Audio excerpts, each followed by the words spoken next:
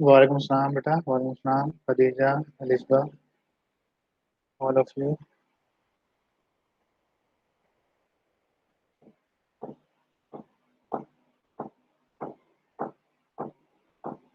वालेकुम सलाम अनाया।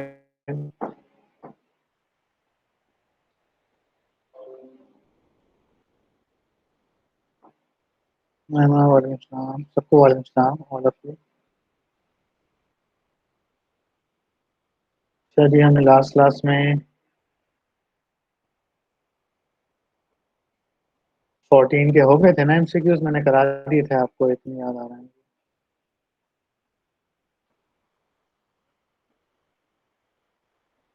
तो कहाँ तक आए जमीन को 2008 10 10 तक, 2012 तक।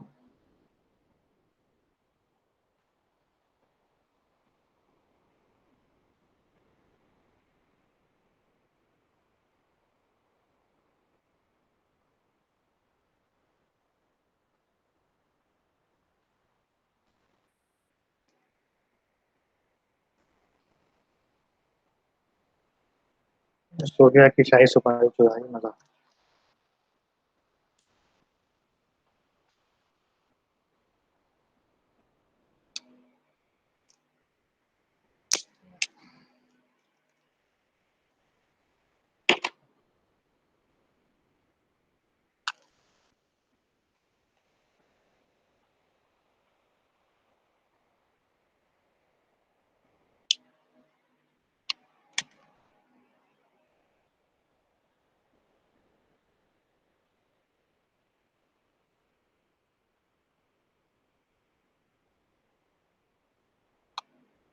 अच्छा, ये हो गए थे। अब आज क्या करना था बेटा? में चैप्टर 13 करना है।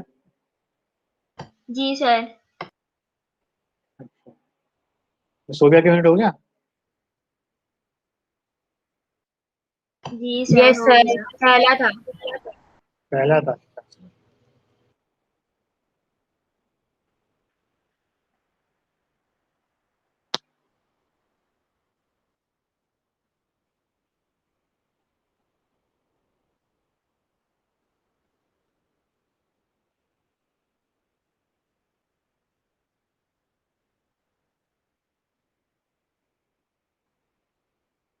और 13 के जो है ना,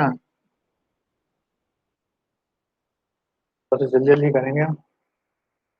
और कोई बच्चा रीड करता रहे, मनाहिल आप करती रहे या तो रीड, और आंसर फिर मैं भी बता दूंगा। कोई और बच्चा बताना चाहे वो बता सकता है। ठीक है, आज का हम सेशन थोड़ा सा ओपन इंटरेक्टिव रखेंगे, ताकि सिर्फ मैं ही नहीं बोलूँ, आप लोग भी बोलें। तो स्टार्टिंग तो पहले मैं ही कर देता हूँ। Resistors of 2 ampere, 3 ampere, 4 ampere connected in series if the current flow through one of them is 1 ampere। अब सीरीज में है, तो जो बेटा एक में से करंट गुजरेगा वही सब में से गुजरेगा, तो इसका आंसर क्या हो गया? 1 एम्पियर।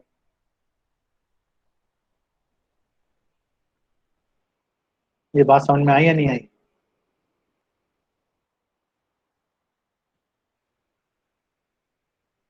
वही।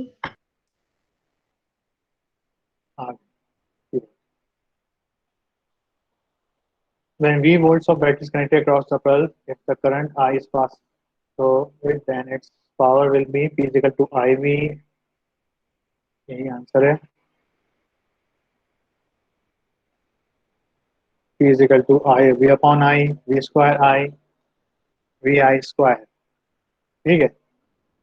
Resistivity is the reciprocal of conductivity. 2 है बिल्कुल।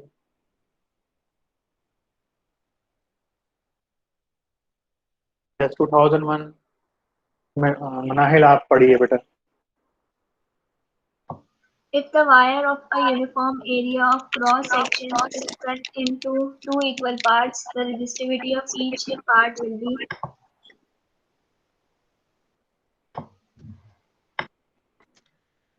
तो बेटा रेसिस्टिविटी एक ऐसी क्वांटिटी है जो हमारे पास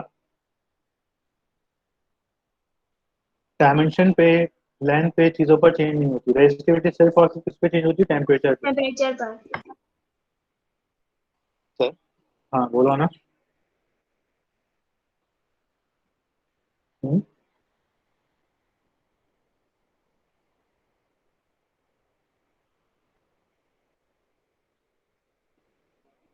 ये जलेबी वाला सवाल करा दिया था ना मैंने आपको? यस सर, करवा दिया। हाँ, जलेबी याद आ गई, जलेबी हो गया सुनो। अच्छा जी, तो बेटा रेजिस्टिविटी हमारे पास, रेजिस्टेंस का फॉर्मूला क्या होता है? Rho is equal to R is equal to rho L over A. लेकिन अगर हम रेजिस्टेंस की बात करें तो रेजिस्टेंस डायरेक्टली डिपेंड है लेंथ पे, रेजिस्टेंस डिपेंड है इनवर्सली एरिया पर, और रेजिस्टेंस कहीं ना कहीं डिपेंड है टेम्परेचर पर भी। ठीक है,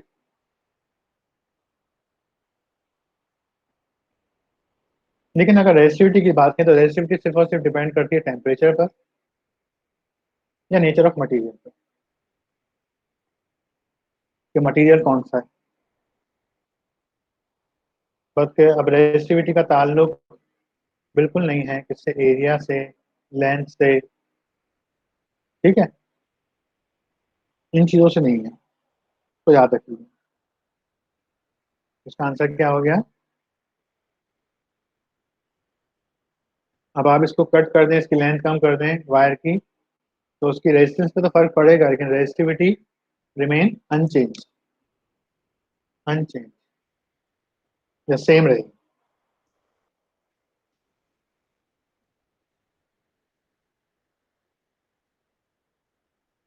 yes Manahil, 4। All electrical appliances are connected in parallel to each other between the main line and the neutral wire to get.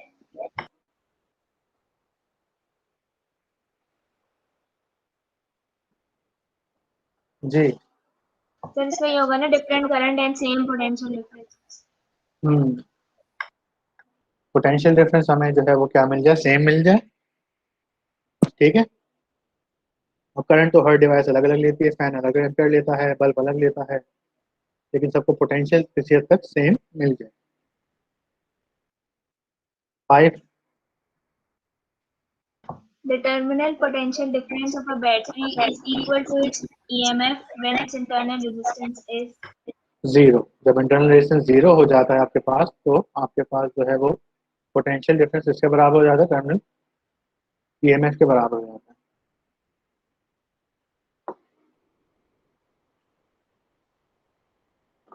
ठीक है, तो हमारे पास ईएमएफ का फॉर्मूला होता है, ईएमएफ बराबर होता है V T plus I into R, या यूनिट होती है EMF is equal to I R plus I into are.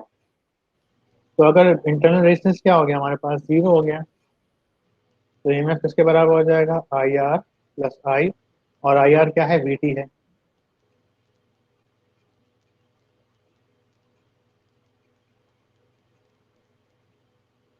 ठीक है,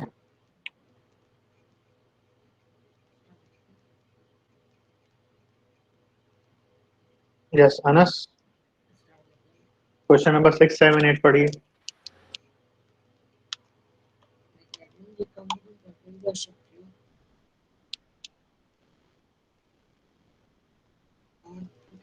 मेल मांग रही है मिस्टर का, मैं तो मुझसे कहा भी था कि करंट मत करना।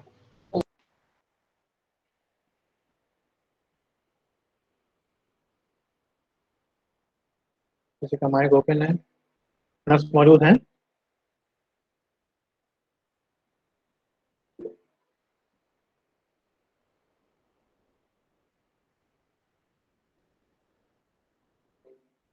अनस ये पढ़िए क्वेश्चन नंबर 6, 7, 8 जल्दी से। क्वेश्चन नंबर 6 है rate of transfer of charge through a circuit is called. Charge The का rate of transfer of क्या हो जाएगा, charge current? through circuit. Rate of change of charge with respect to time क्या होता है आपके पास, करंट। किलोवाट आवर किसका यूनिट होता है भाई? Power. Power. Electrical energy. Electrical energy. पर आवर नहीं है, किलोवाट इनटू आवर लिखा हुआ है।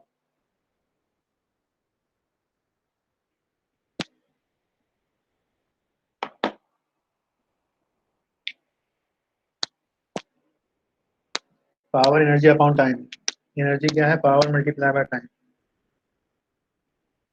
तो अगर जूल अपॉन सेकंड होता या फिर kilo watt,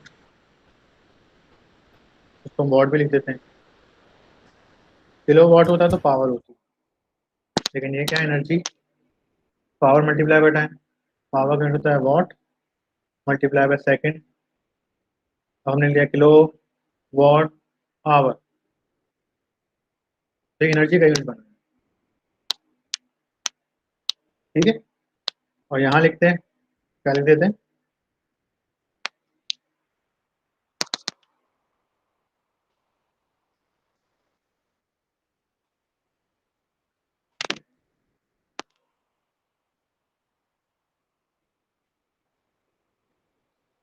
with the increase of temperature resistance of a semiconductor, कहाँ से आ गया, चैप्टर नंबर 16 है तो।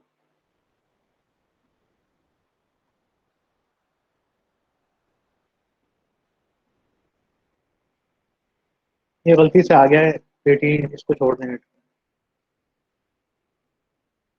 Total potential difference across the combination of three cells become maximum when, जी मनाहिर सुम्बुल है। सर जब पैरेलल में कनेक्टेड होंगे।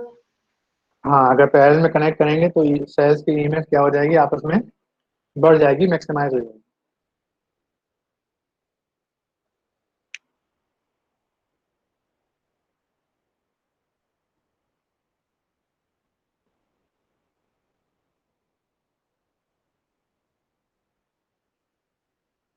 नहीं, मैक्सिमाइज का कह रहे हैं, सेम का थोड़ी ना कह रहे हैं।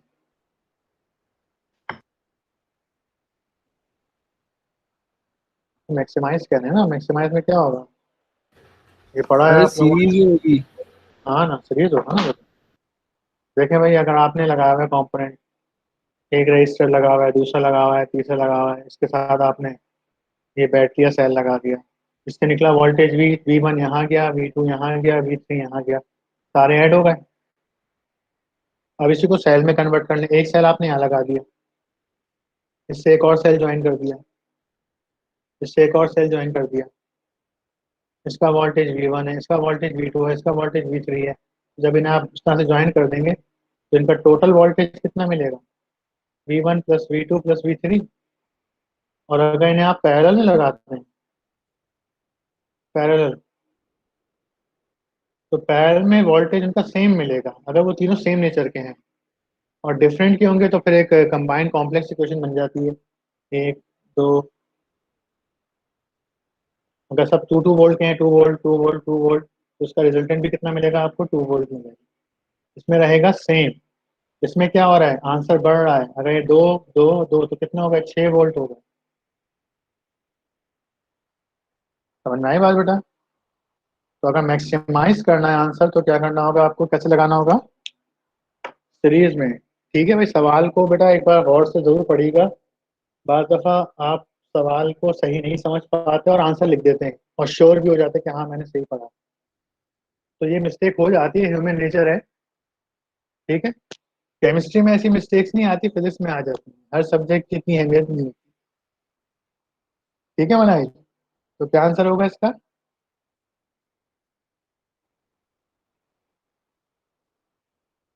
All three cell are connected in series. Series. एक मिनट सर इसको भी अभी आने जो दो। आपने अभी जो हाँ आपने बताएं। P is equal to I V बोला था, तो उसमें आई स्क्वायर वी और ये सब नहीं हो सकता? आई स्क्वायर आर हो सकता है, आई स्क्वायर भी नहीं हो सकता। सर एक दफा उसके ऑप्शंस दिखाइएगा। अल्लाह सुना, सारा अभी तक वहीं पे अटकी हुई है, हम 90 पे पहुंच गए हैं। नहीं, वो है ना, चीज देखनी है। हाँ देखें, वी अपॉन आई रेजिस्टेंस के बराबर होता है, वी स्क्वायर अपॉन आई पता नहीं किसके बराबर है, और वी आई स्क्वायर भी पता नहीं किसके बराबर सही है, मैं आर समझ रही थी। है। सही आर है। नहीं था, ठीक है।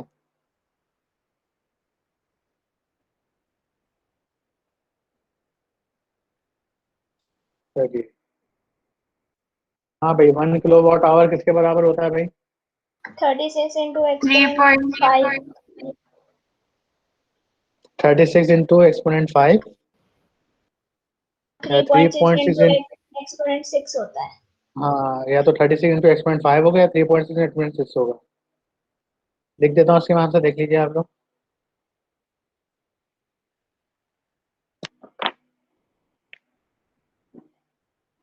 तो 1 kWh किसके बराबर होता है? 36 इंटू एक्सपोनेंट 5 या फिर 3.6 इंटू एक्सपोनेंट 6 जूल के बराबर होता है। हाँ, कौन सी कंप्लेन?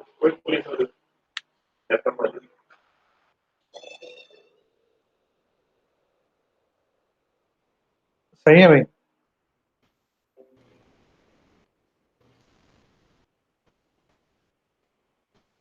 ये बताओ ये कैसे आया वैल्यू या नहीं?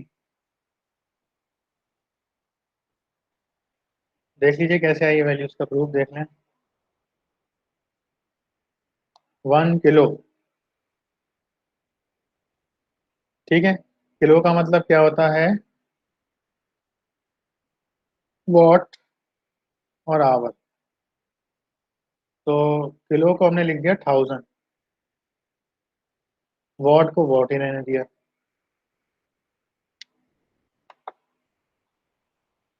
अब आवर को हम लाएंगे सेकंड में,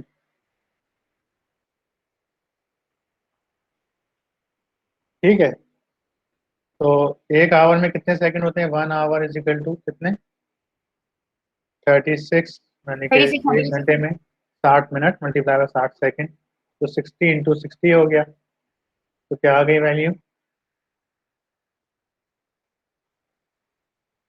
1, 2, 3 मल्टीप्लाई बाय, ये कितना आ गया? 3600 multiply by what into second, और वॉट इंटू सेकंड को हम क्या कहते हैं? जूल कह देते हैं। 1 किलो वॉट आवर। अभी कितना हो गया? 3, 6, 1, 2, 3, 4, 5, ठीक है। अब उसको ले आए 1, 2, 3, 4, 5 लाएंगे तो ये बन जाएगा 336 एक्सपोनेंट 5 जूल। अगर यहाँ लाएंगे तो बन जाएगा 3.6 एक्सपोनेंट 6 जूल। आंसर आ गया। ओके, याद रहेगा ये? जी सर। सारा ने कह दिया याद रहेगा, तो अब याद रहेगा। नहीं रहा ना तो फिर अब सारा को पकड़ेंगे। सर ये आप रजिस्टर पहले भी करा चुके हैं। है, पहले कराया, मुझे अच्छा याद नहीं रहता ना बेटा, मैं याद आया थोड़ा हो गई तुमको, उम्र का तकाजा है। अच्छा,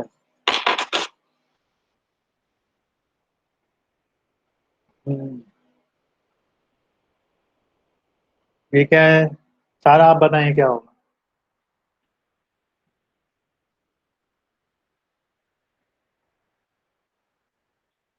क्वेश्चन नंबर 11, सारा। जी सर, 1 मिनट।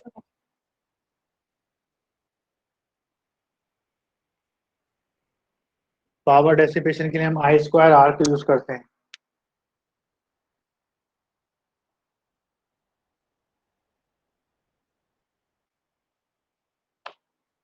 कह रहे हैं रजिस्टर में करंट कैरी है, पावर डेसिपेशन उसकी P है। तो अगर उसका करंट हम 3I कर देंगे तो उसमें कितनी पावर डेसिपेट होगी? 3P। 9P हो जाएगी। ये पैरामेट्रिक प्रॉब्लम्स कहलाती है। मैंने पैरामेट्रिक प्रॉब्लम्स नहीं कराई ना आप लोगों को बिल्कुल भी। हाँ, फर्स्ट ईयर में मैं ज़्यादा कराता हूँ, फर्स्ट ईयर आपने मुझसे नहीं पढ़ाना। मुझे याद दिलाएगा, मुझे पैरामेट्रिक प्रॉब्लम्स में आपको करा दूंगा। तो इस क्वेश्चन में कह रहे हैं भाई कि अगर करंट जो है वो कितना हो जाए? 3I हो जाए, तो बताइए पावर कितनी है? ये प्राइम का मतलब न्यू वेरिएबल, आई का मतलब ओरिजिनल वेरिएबल। इसको याद रखिएगा कि जैसे हम प्राइम लिखते हैं ना, ऐसे प्राइम लिख दिया, ये है न्यू करंट। और आई का मतलब जो है ओरिजिनल, यानी कि जो ओरिजिनल जो हमारे पास न्यूमेरिकल में फॉर्मूले होते हैं वो ओरिजिनल करंट। किसी भी वैल्यू, अगर मैं पी लिख रहा हूँ तो P prime, new power, P old power या ओरिजिनल पावर। तो कह रहे हैं कि करंट को हम 3 टाइम कर देंगे तो नया करंट कितना होगा, पहली बात, और उसकी पावर क्या है। तो ये डेटा हो गया। सोल्यूशन पे आते हैं। सबसे पहले आप इसका फॉर्मूला लिखने के P इजिकल टू क्या होता है, I square R। Power dissipation में हम ये वाला फॉर्मूला यूज है, पावर लॉस में ज़्यादातर। इसको रख दिया क्वेश्चन नंबर 1। अब यहाँ पे देखिए किन चीज़ों का जिक्र आ रहा है, करंट का आ रहा है, पावर का आ रहा है। इन दो चीज़ों में चेंजिंग हो रही है। तीसरी चीज़ क्या है, रेजिस्टेंस। तो रेजिस्टेंस क्या रहेगा यहाँ पर, सेम। अब मैं न्यू उसके लिए बनाऊंगा कि जिन चीज़ों में चेंजिंग आ रहा है, न्यू इक्वेशन क्या हो जाएगी, P I R। अब जिन चीज़ों में चेंज आ रहा है उनके ऊपर मैं प्राइम लगा दूंगा। हमें निकालना क्या है, P प्राइम निकालना है, करंट प्राइम का स्क्वायर। इसको कह दिया हमने क्वेश्चन नंबर 2। अब इक्वेशन 2 में डेटा सर प्लेस कर देंगे। आर क्यों मतलब सेम है? आर का जिक्र नहीं है न्यूमेरिकल में, आर का कोई हमें पैरामीटर नहीं गिवन के सेम के करंट डबल हुआ है रेजिस्टेंस या कम हुआ है। तो जिन चीज़ों का जिक्र था, एक चीज़ गिवन होती है, एक चीज़ पूछी जाती है, तो उस पे प्राइम लगेगा। आर पे नहीं लगाऊंगा मैं, आर प्राइम और आर दोनों सेम है यहाँ पे। ठीक है भाई। तो पी प्राइम हमें निकालना है। जी। करंट की क्या वैल्यू है, आई प्राइम किसके बराबर है, 3I। तो यहाँ पे रख दिया 3I का होल स्क्वायर। आर वैसे का वैसे ही रहा। तो क्या हो गया बेटा, ये 9I स्क्वायर आर। तो नई पावर कितनी आ गई आपके पास, 9 times of I square R. अब ये आई स्क्वायर आर किसके बराबर है, इक्वेशन 1 से अगर आप देखें तो ये बराबर है ओरिजिनल पावर के। तो कंपेयर फ्रॉम 1, ये रफ करता हुआ,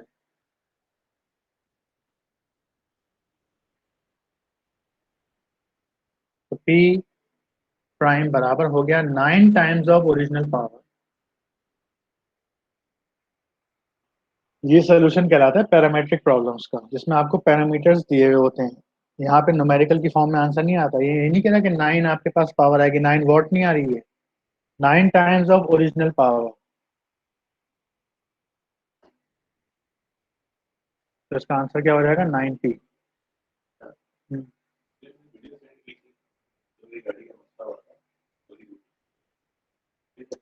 हाँ ठीक है, ठीक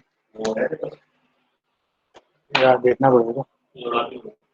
तो मेरा मोबाइल है ना, हैंग हो जाता है तो मैं डिलीट कर देता हूँ डेटा। देखना पड़ेगा, मिल जाएगी शायद। मांग रहे हैं। अच्छा, ओम्स लॉ इज ओबेड इन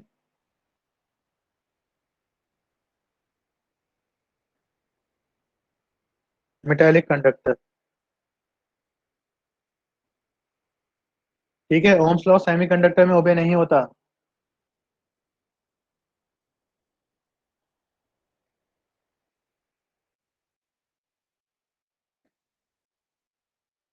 हाँ भाई, 2004 में क्या है, the resistance 3, 5 and 6 are connected in parallel. 3 resistance parallel लगाए गए हैं, उनको वोल्टेज एक को दिया गया है 0.3, तो बाकियों को भी कितना होगा वोल्टेज, उनका भी वोल्टेज 0.3 होगा। कि पैरेलल में क्या चीज सेम रहती है, पोटेंशियल डिफरेंस। ये समझ आ गया या सॉल्व करके दिखाऊं बेटा एमसीक्यू।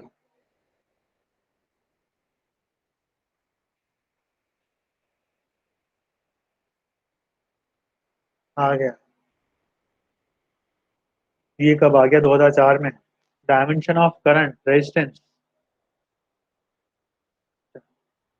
ये पढ़ा है आपने फर्स्ट ईयर में, डायमेंशन ऑफ रेजिस्टेंस। नहीं पढ़ा हो?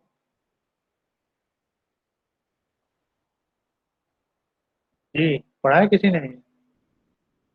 नहीं यार, सर लगा दी रेजिस्टेंस की नहीं पड़ी थी शायद, रेजिस्टेंस की नहीं पढ़ी बाकियों थी। की पड़ी थी। तो मैं बता देता हूँ, देखने इसको।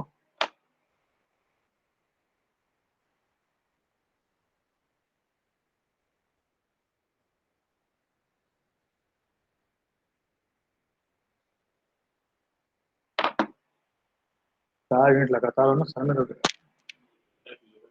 हाँ जाके जाके, हाँ तो खा नहीं सकता। अच्छा बेटा, डायमेंशन जल्दी सुन लीजिए। डायमेंशन आपने पढ़ी होंगी। अगर हम लेंथ को रिप्रेजेंट करें एल से, मास को एम से, टाइम को टी से, तो ये सिंबल्स जो हैं इन फिजिकल क्वांटिटीज की क्या कहलाती हैं, डायमेंशन कहलाती है। मैं बहुत जल्दी बता रहा हूँ, डिटेल में नहीं जा रहा। इसी तरीके से आपने यहाँ पे और भी पढ़ोगे, एक डायमेंशन और याद कर लीजिए एम्पियर की, करंट की। एम्पियर की डायमेंशन होती है ए। ये तो आपने फर्स्ट ईयर में पढ़ी होंगी, लेकिन ये अब आप सेकंड ईयर में इसका जिक्र आ जाता है, वो भी एक एमसीक्यू आ गया, वरना अब तो नहीं आता, 2004 में आया था। तो एम्पियर की डायमेंशन क्या होती है, ए होती है हमारे पास। अब आते हैं करंट की, इन्होंने हमसे किसकी डायमेंशन पूछी है, रेजिस्टेंस की पूछी है।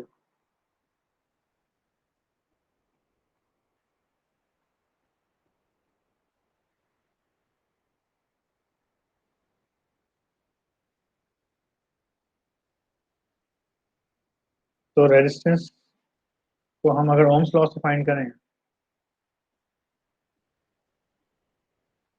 तो V is equal to I R, R बराबर हो गया V अपॉन आई के। अब वोल्टेज को मैं अलग सॉल्व करूंगा और इसको मैं अलग सॉल्व करूंगा, करंट को। एक चीज और याद रखें, चार्ज की डायमेंशन क्या होती है,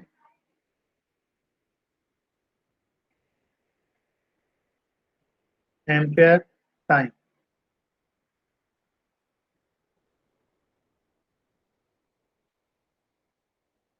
तो अगर हमें इसकी डायमेंशन निकालनी है तो इन दोनों की डायमेंशन भी यहाँ पे रख दें आप।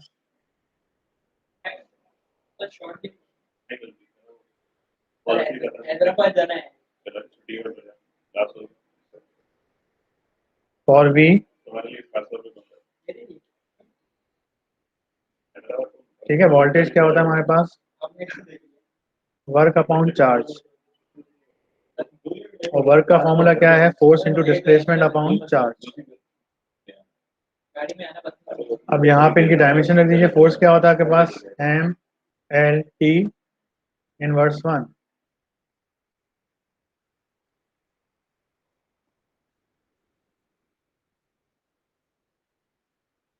और डिस्टेंस का फॉर्मूला क्या होता है, एल। चार्ज की डायमेंशन क्या आ जाएगी आपके पास, एम्पियर इंटू टाइम। तो ये आई है पोटेंशियल डिफरेंस की डायमेंशन, थोड़ा आसान नहीं मुश्किल सवाल है। सेकंड है करंट, करंट की डायमेंशन क्या है आपके पास, सिर्फ और सिर्फ ए है। तो करंट की डायमेंशन क्या होती है आपके पास, ए। अब इन दोनों वैल्यूज को यहाँ रख दीजिए तो आपको डायमेंशन मिल जाएगी। क्या बचेगा, M L square T inverse 2 divide by area square और टी। इन्हें सिंप्लीफाई करेंगे तो आपका आंसर आ जाएगा। टाइम से एक टाइम खत्म हो जाएगा तो क्या बचेगा आंसर इसका, एम एल स्क्वायर टी की पावर -1, क्योंकि +1 से एक जो नहीं बल्कि -3 हो जाएगी, ऊपर आएगा ना ये। और एरिया को भी अगर आप ऊपर लिया तो क्या हो जाएगी, ए की पावर -2। तो इस तरह से डायमेंशन आ रही है भाई। ठीक, ये UTL 2 है प्रीमेटिक। हम्म,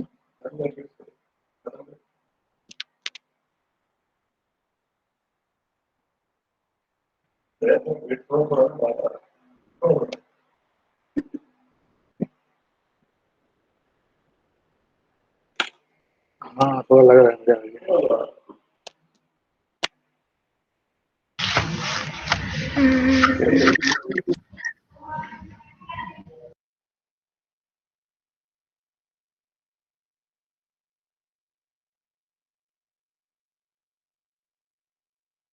इसे कॉपी करिए।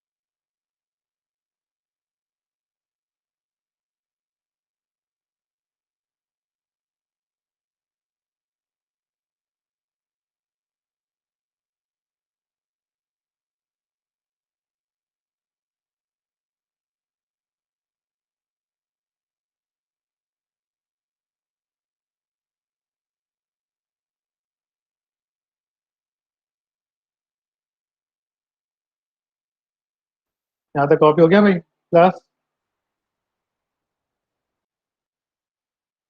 जी सर। तो कहाँ तक कर लिया हमने ये? MCQ नंबर 14 तक कर लिए हैं। कितने रह गए?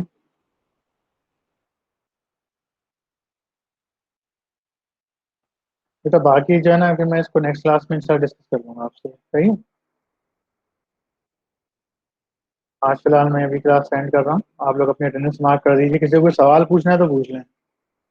याद रखिएगा 2005 से स्टार्ट करना है हमें, इसे करके फिर हम चैप्टर नंबर 12 की तरफ चले जाएंगे।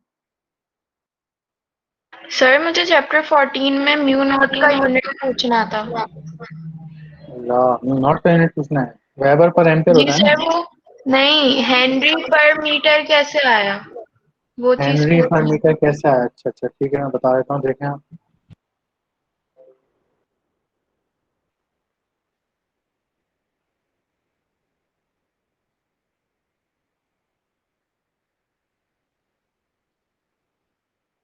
हेनरी, हेनरी यूनिट किसका होता है? इंडक्टेंस का। यानी कि EMF बराबर है L delta I upon delta T। सही है, तो वोल्ट डिवाइड बाय टाइम ऊपर गया, करंट नीचे आ गया। ठीक है, तो वोल्टेज करंट हो गया वोल्ट सेकंड पर एम्पियर। इसको हम क्या लिख सकते हैं? इस यूनिट को हम हेनरी लिख सकते हैं।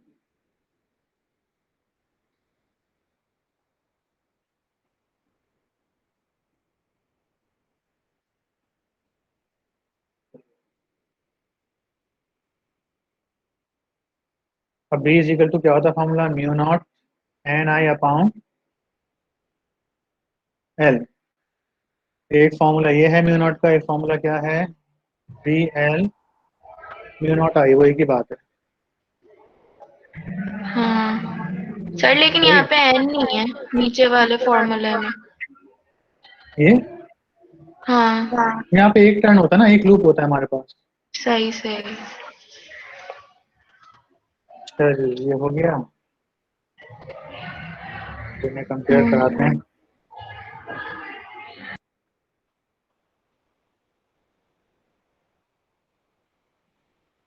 तो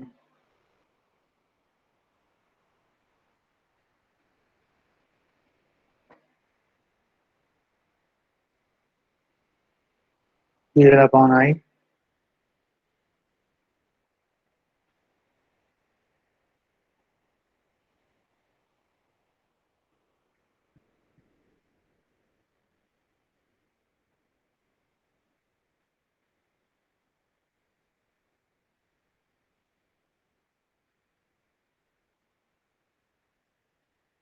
सर म्यू नॉट का एक और फॉर्मूला भी था, weber per ampere dot metre. Weber metre per ampere होना चाहिए ना, अगर हम फॉर्मूले से देखें। नहीं तो बेटा यहाँ पे इसको B बना दिया ना। B हमारे पास जो है वो फ्लक्स अपॉन एरिया होता है।